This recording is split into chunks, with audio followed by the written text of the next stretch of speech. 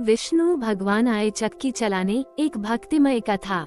दोस्तों, ये कथा सुनने मात्र से ही जीवन के कष्ट दूर हो जाते हैं। यह एक प्रसिद्ध हिंदू धार्मिक कथा है जो भगवान विष्णु की कृपा और भक्ति के महत्व को दर्शाती है। दोस्तों, कथा का सार। कहानी एक गरीब महिला की है जो भगवान विष्णु की बहुत बड़ी भक्त थी। वह दिन रात भगवान की पूजा करती थी, लेकिन आर्थिक रूप से बहुत कमजोर थी। उसे रोजी रोटी कमाने के लिए चक्की चलाकर आटा पीसना पड़ता था। एक दिन जब वह चक्की चला रही थी, तभी अचानक चक्की रुक गई। वो बहुत परेशान हुई और भगवान विष्णु से प्रार्थना करने लगी कि वो उसकी मदद करें। उसकी प्रार्थना सुनकर भगवान विष्णु स्वयं उसके घर आए और चक्की चलाने लगे। जब महिला ने देखा कि भगवान विष्णु स्वयं उसके लिए चक्की चला रहे हैं, तो वो बहुत आश्चर्यचकित हुई और प्रसन्न हुई। उसने भगवान के चरणों में गिरकर उन्हें धन्यवाद दिया।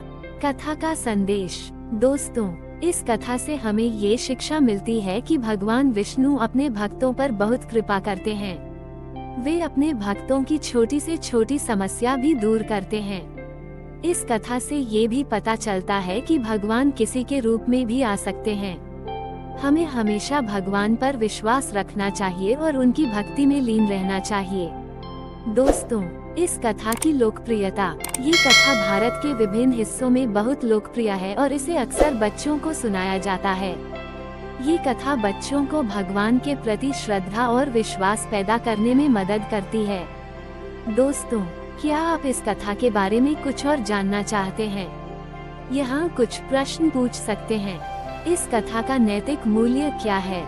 इस कथा को किस तरह से बच्चों को समझाया जा सकता है? इस कथा के अन्य संस्करण भी हैं क्या? आप अपनी पसंद का कोई भी प्रश्न पूछ सकते हैं।